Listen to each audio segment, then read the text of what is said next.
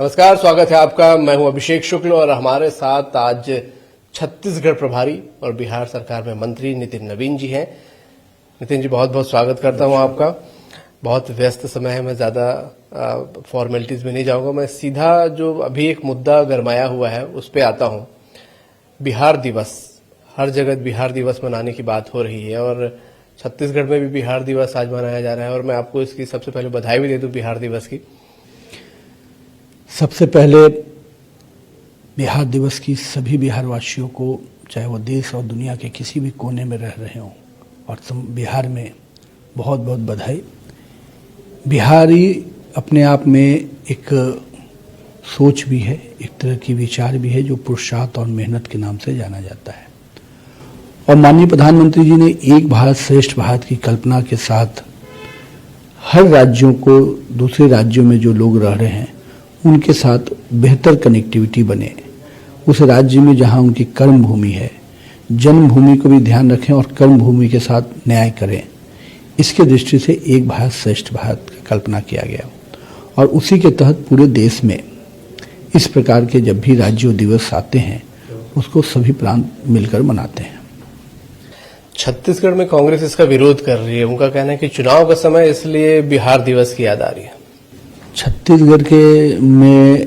छत्तीसगढ़ के लोगों के साथ अगर आशीर्वाद मिला तो भाजपा को मिला है।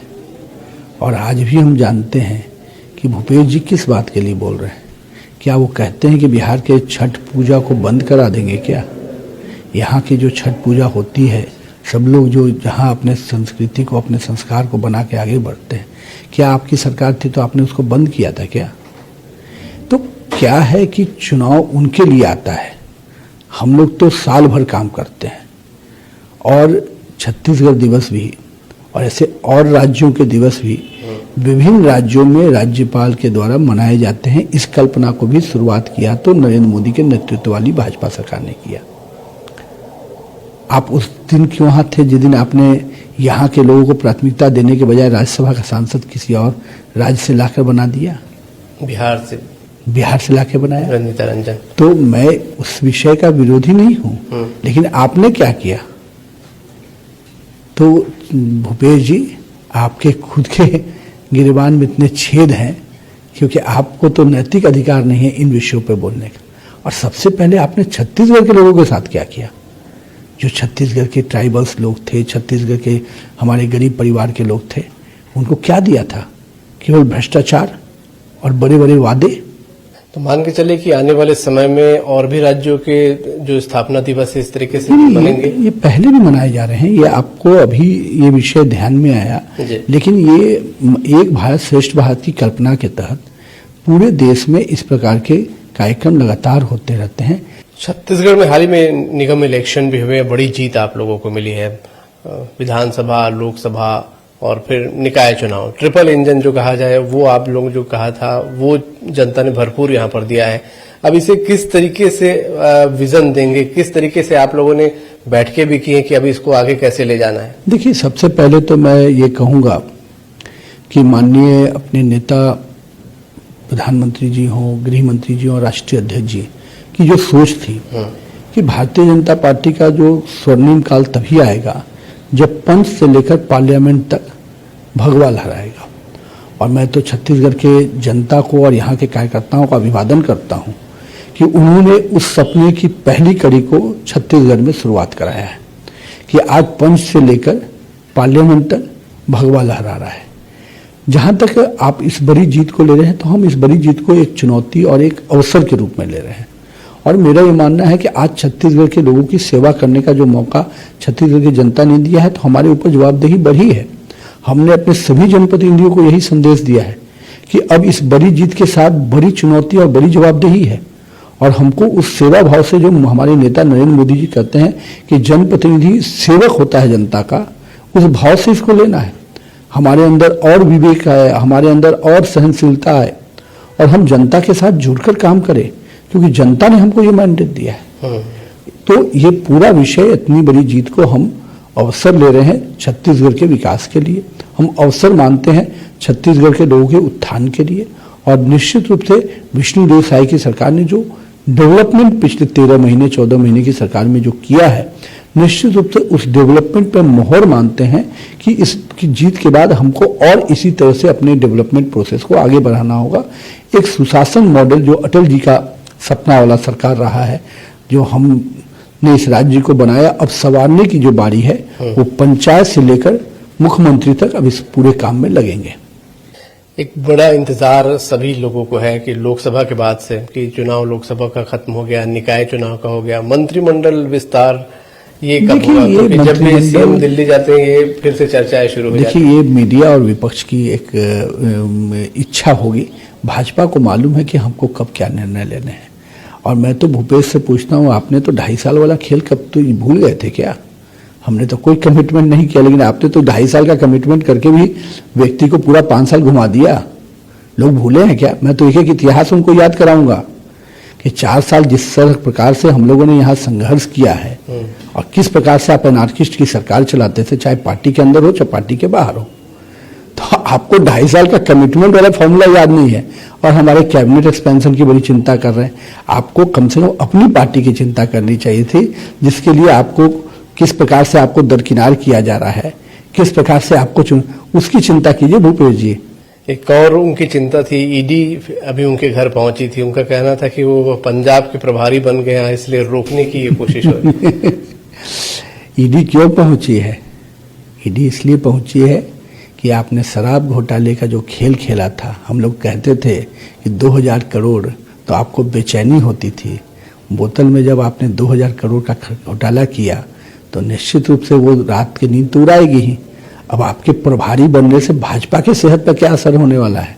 आप तो कह सकते हैं जिसको नकार दिया कांग्रेस ने, वो तो आपकी रास्ता निकाला आपको यहां से बाहर करने का।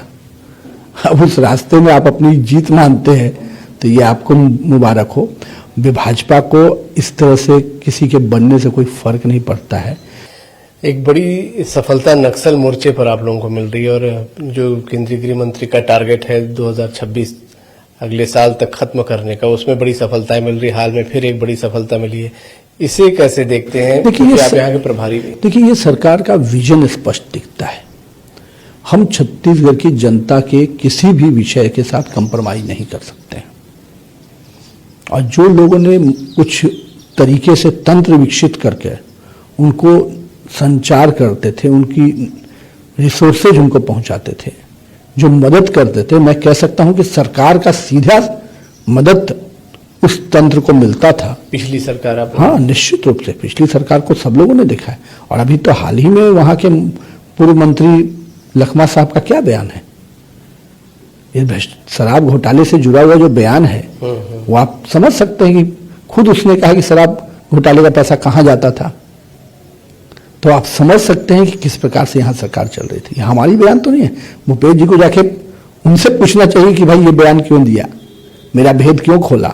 छत्तीसगढ़ के प्रभारी रहे और अच्छी बड़ी जीत, अब तक की सबसे बड़ी जीत छत्तीसगढ़ में मिली है भाजपा को। अब आप जिस राज्य से आते हैं, जहाँ के मंत्री हैं, वहां भी चुनाव है, क्या वहां भी भगवा लहराने की तैयारी है? किस फॉर्मूले के साथ क्या उम्मीदें लगा रहे हैं? देखिए, हर राज्य की अपनी राजनीतिक परिस्थितियां अलग अलग होती हैं। छत्तीसगढ़ की जीत यहाँ के कार्यकर्ताओं, यहाँ के नेताओं की जीत है। हमको कोई गलतफहमी नहीं है। हम लोग पार्टी के कार्यकर्ता प्रभारी के रूप में जरूर हैं, लेकिन हम लोग कोऑर्डिनेटर हैं। लेकिन मेहनत और पुरुषार्थ यहाँ के कार्यकर्ताओं ने किया है। जहाँ तक बिहार की बात है, बिहार को हम निश्चित रूप से एक अलग मॉडल पे समझते हैं, जहाँ पर अलायंस पॉलिटिक्स है। और नीतीश कुमार के नेतृत्व में हम लोगों ने पिछले 20 सालों में एक डेवलपमेंट का खाका तैयार किया है।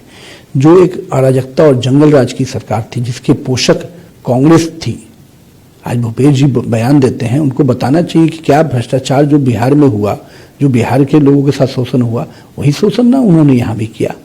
और उस जंगल राज के पोषक कौन थे? कांग्रेस थी। तो बिहार को उस जंगल राज से निकालकर विकास के मॉडल पे और विकास डेवलपमेंट के मॉडल पे लाना और विकसित बिहार बनाने का जो कल्पना नीतीश कुमार के नेतृत्व में भाजपा ने किया, आज वो दिख रहा है। आज रोड इंफ्रास्ट्रक्चर से लेकर हेल्थ इंफ्रास्ट्रक्चर का ये या किसी भी सेगमेंट को कहिए, आज वो डेवलपमेंट बढ़ा है। बिहार के लोग बिहारी कहलाना फिर से गर्व का विषय बना। तो निश्चित रूप से आज डेवलपमेंट हमारा मुद्दा है और 2025 का चुनाव उस मिशन के साथ हम लोग जा रहे हैं, जहां पर विकास के मुद्दे पर हम लोग चुनाव लड़ेंगे और विकास किस प्रकार से 20 वर्षों में बिहार कहां से कहां बढ़ा है, इसकी बात जनता के बीच में रख जाएंगे। और हम लोग को विश्वास है, जिस प्रकार से काम हुआ है, जनता का लगातार जिस प्रकार से सपोर्ट मिलता रहा है, 25 में भी हम लोग को भारी सफलता मिलेगी। वहाँ एक वीडियो वायरल हो रहा था मुख्यमंत्री नीतीश कुमार जी का, और वहां विपक्ष इसको लेकर सवाल भी खड़े कर रहा है और कई बार उनके स्वास्थ्य को लेकर भी कमेंट्स आते हैं।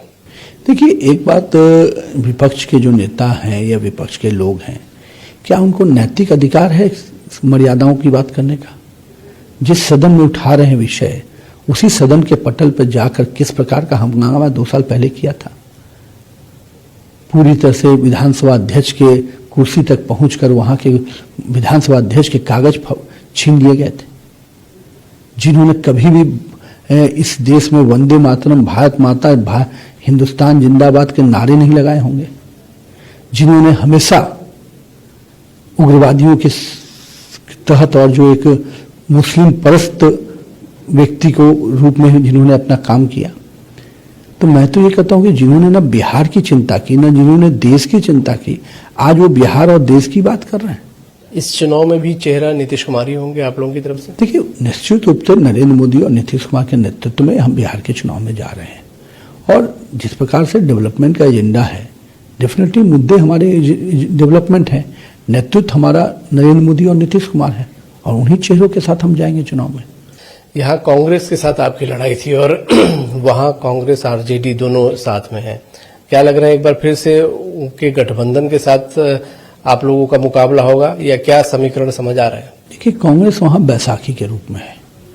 कांग्रेस के नेता वहाँ पर वेंटिलेटर पर रहते हैं। कब कौन अध्यक्ष बदलेगा, कब कौन आएगा, कौन जाएगा, कोई पता नहीं। कांग्रेस वहाँ लालू के इशारों पे चलती है। लालू जितना कहते हैं उतना चलती है, उतना ही बैठती है, उठती है। तो इसलिए कांग्रेस का कोई अस्तित्व बिहार में उस प्रकार का नहीं है। वो तो बस लालू के लिए तंत्र है जिसके तहत कांग्रेस को उनके आला कमान के थ्रू कंट्रोल करती है। संगठन में भी कांग्रेस का कोई महत्व वहां पर नहीं है। प्रधानमंत्री आने वाले हैं बहुत जल्द और तैयारियां आप लोग भी कर रहे थे, तो लोकसभा चुनाव के बाद उनकी पहली बड़ी सभा होगी, बड़ी रैली होगी। देखिए, प्रधानमंत्री जी छत्तीसगढ़ को बड़ी सौगात देने आ रहे हैं, चाहे वो पावर सेक्टर में हो, रोड सेक्टर्स में हो। प्रधानमंत्री आवास योजना, जितने बड़े पैमाने पे, जो यही भूपेश जी यहाँ के गरीबों को आवास छीने थे, उनकी सजा उनको मिली कि मुख्यमंत्री आवास उनका चला गया। और उस गरीब को आवास देने का काम किसी ने किया तो विष्णुदेव साय की सरकार और नरेंद्र मोदी ने किया। करीब कितने लाखों लोगों को उन्होंने आवास नहीं दिया था, केवल इस बात के लिए कि वो दिल्ली की योजना थी। तो जो व्यक्ति इस आईने से देखता हो तो उसका हर्ष भी यही होता है। और अब प्रधानमंत्री जी बिहार, छत्तीसगढ़ के लोगों को वो सौगात देने आ रहे हैं, चाहे वो प्रधानमंत्री योजना हो या विकास के मॉडल हो, हेल्थ इंफ्रास्ट्रक्चर हो, तो उन सभी, और रोड सेक्टर्स का हो, तो एक बड़ी सौगात देने आ रहे हैं। और निश्चित रूप से छत्तीसगढ़ की जनता के लिए 30 मार्च एक अच्छा दिन होगा, जिस दिन प्रधानमंत्री जी की कई सौगात मिलेंगी। साथ ही साथ त्रिस्तरीय पंचायत चुनाव और निकाय चुनाव में एक बड़ी जीत के बाद निश्चित रूप से यहाँ के कार्यकर्ताओं और जनता का आभार व्यक्त करेंगे। बड़ी जीत के साथ बड़ी जिम्मेदारी भी आती है, ये एक पुरानी कहावत है। इस जिम्मेदारी को कैसे आगे जनता तक पहुंचाएं, इसके लिए क्या आप लोगों ने कोई मैसेज नीचे तक दिया है या इन जनप्रतिनिधियों को दिया है? देखिए, मैंने शुरू में भी कहा कि जीत एक चुनौती अवसर है और बड़ी जिम्मेदारी से काम करने का। हम लोगों ने जो पहला मैसेज जो हमारे नेता का है कि हम जनप्रतिनिधि बने हैं सेवा भाव से। जो भूपेश और कांग्रेस की सरकार मेवा भाव से बनती है, हमारी जनप्रतिनिधियों को सेवा भाव से काम करना है और हम जनता के लिए बने हैं, न खुद के लिए बने हैं। तो निश्चित रूप से भारतीय जनता पार्टी इसको पूरी तरह से उनकी प्रशिक्षण के साथ जोड़ेगी।